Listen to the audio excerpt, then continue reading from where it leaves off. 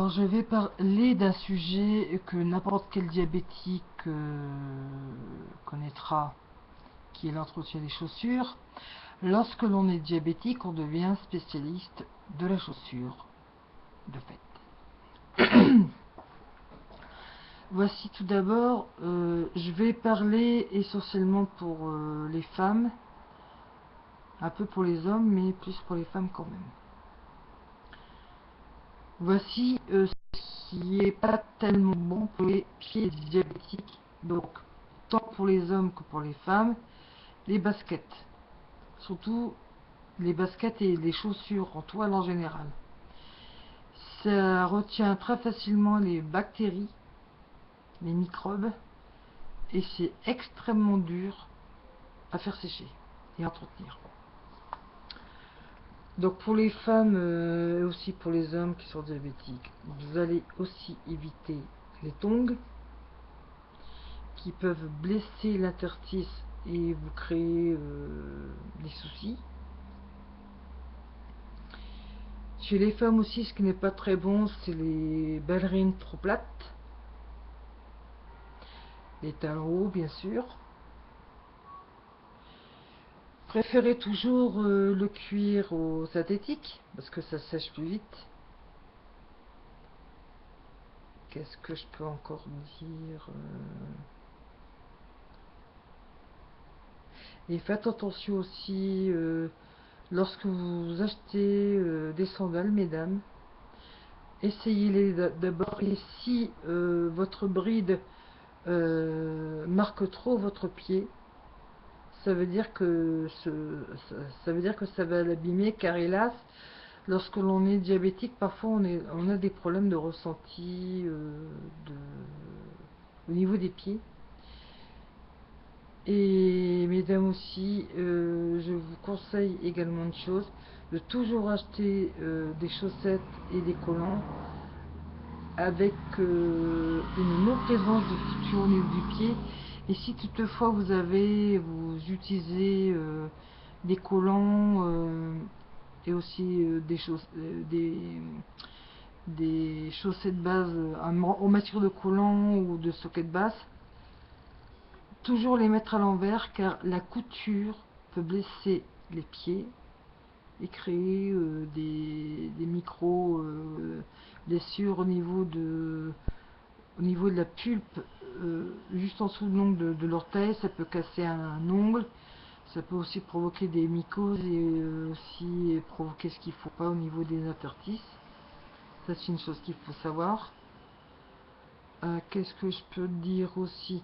Que il faut 24 heures à une chaussure en cuir pour sécher, alors qu'il faut de 48 à 72 heures pour une paire de baskets, et tous les jours autant que possible de changer de forme de chaussure.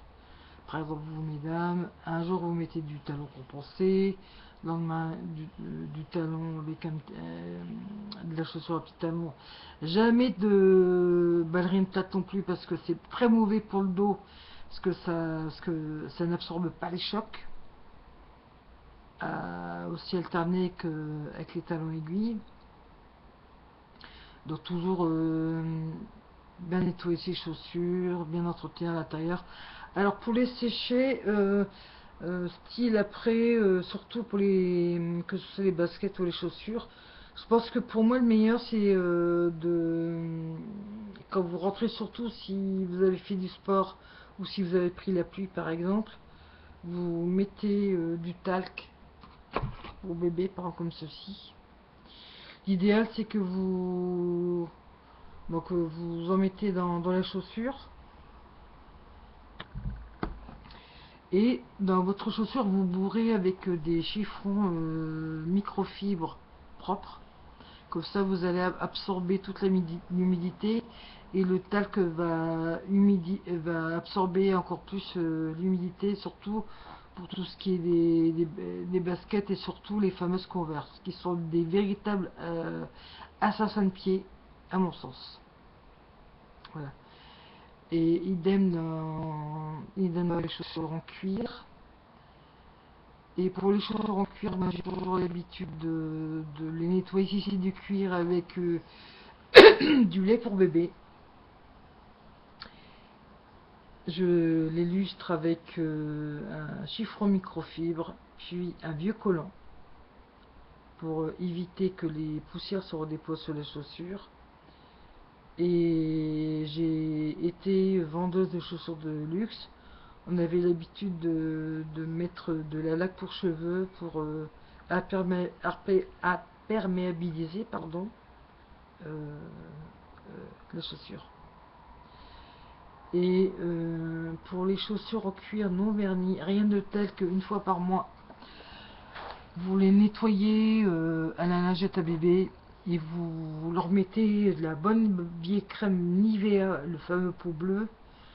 Vous laissez absorber de 24 heures pour des chaussures et 48 heures à 72 heures pour des bottes. Et après, vous prenez simplement un microfibre pour enlever l'excès et vous terminez, vous prenez un vieux collant, vous portez dessus pour bien faire briller et lisser le cuir. Voilà. Et ne jamais laisser non plus sécher sécher vos chaussures en dessous ou à proximité d'un radiateur. La chaleur ne ferait qu'augmenter la vigueur des bactéries basket de vos chaussures aussi et de réduire la taille de celles-ci. Voilà. Et ne jamais conserver non plus des pantoufles, des chaussures dans une salle de bain, qui est un des endroits les plus chauds de l'appartement ou d'une maison, et où pareil vous allez faire développer ce qu'il ne faut pas comme microbes et bactéries. Voilà.